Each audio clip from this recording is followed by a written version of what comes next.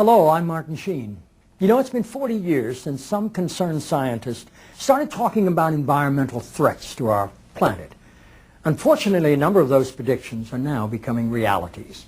The lack of fresh water in the normally arid parts of the world are now causing devastating famines as the world's 6 billion people stretch the Earth's capabilities. But some of the people who talked about these environmental threats are doing something about them. And I'd like you to see what they've done in the small East African nation of Eritrea, using pure seawater to grow food for people and animals, and through that effort put hundreds of developing world citizens to work.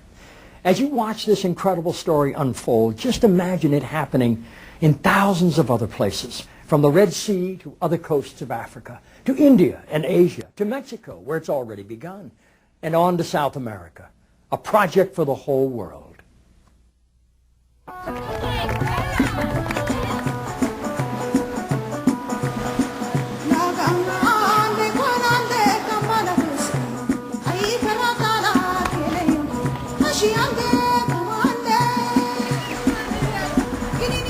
Right now, millions of people are not having access to enough food. Every day, each person needs about 2,100 kilocalories, and they're not getting anywhere close to that. People say every 4 or 5 years there's going to be another serious drought. It's how Eritrea is able to handle the drought and respond to it that's going to matter. It is a mere dot, a blur on a spinning globe. A drought-ridden North African country, only slightly larger than the state of Pennsylvania. Its coastline lying parched against the Red Sea.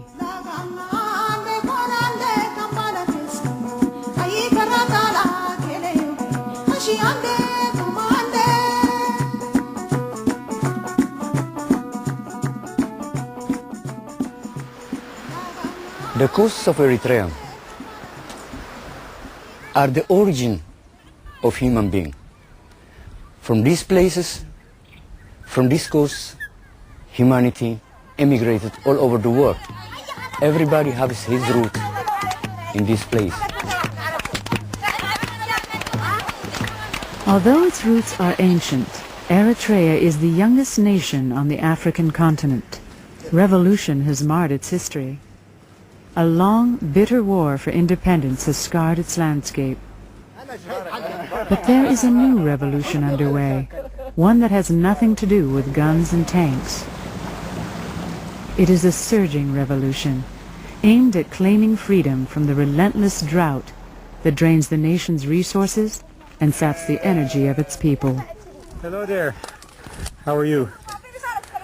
All these beautiful young children depend on goat milk, camel milk, and they normally depend on a little bit of grain. They grow maize, corn, and another year you could growing here. This year, zero, nada, because of no rain. It is here on the Red Sea near the port city of Massawa that the war against drought is taking root. This new revolution has replaced guns and tanks with technology and human resolve. Seawater Farms Eritrea and the Desert Development Foundation have joined together with international investors and the government of Eritrea to establish the world's first commercial seawater farm. It has created jobs for over 400 Eritreans and also serves as a laboratory for marine biology students from the University of Asmara. It's been tough at times. Carl Hodges is the founding director.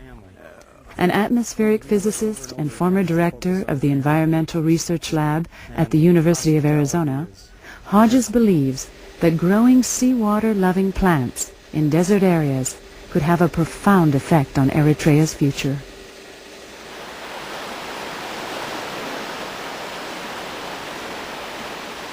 This technology, seawater agriculture, when it's finally in all of its glory with maybe 20 or 30 agronomic crops, with a whole spectrum of aquatic animals, will eliminate the possibility of famine in Eritrea forever. It will be gone. And in fact, it will make Eritrea an exporter of food.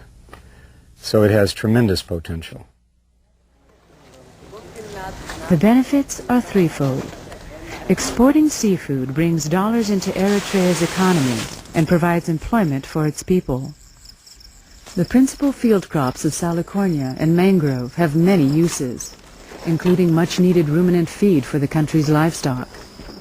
And the greening of any portion of the Earth's surface reduces global warming, believed by many to be a contributing factor to global drought.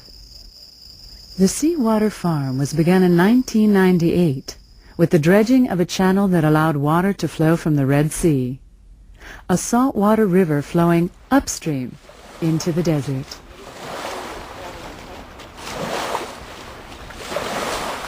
Freshwater agriculture was invented about 10,000 years ago. I mean, we could stay home and somebody else would grow our food. All of our culture's built on it. But now we've run out of fresh water. This is seawater. This is a river of seawater coming inland.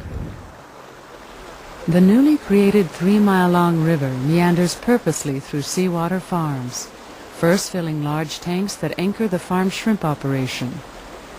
The water continues its route to enrich commercial fish ponds. Then, twice enhanced with nutrients from the shrimp and fish effluent, the river flows on to irrigate and fertilize agricultural crops. Eventually, many weeks or months later, having been biologically cleaned as it is filtered through the ground, the water makes its way back to the Red Sea. The goal of this shrimp farm is to produce an export crop for Eritrea so that they can sell this and bring foreign currency in. And at the time we're selling our shrimp in Europe, they've been sold in Paris and London, and we try to keep our cropping plans flexible so that we can provide different sizes of shrimp. This farm is a completely closed cycle in the sense that all the effluent from these shrimp ponds goes on to Salicornia farm and eventually to the wetlands and salt production. None of it ever goes back to the ocean. And as far as I know, it's the first farm that's ever been built like that and that addresses the contamination and pollution issue so successfully. Ponds of tilapia, a food fish being raised for the marketplace, are fertilized with water from the shrimp operation. Later, the enriched pond water is siphoned off to irrigate fields of Salicornia.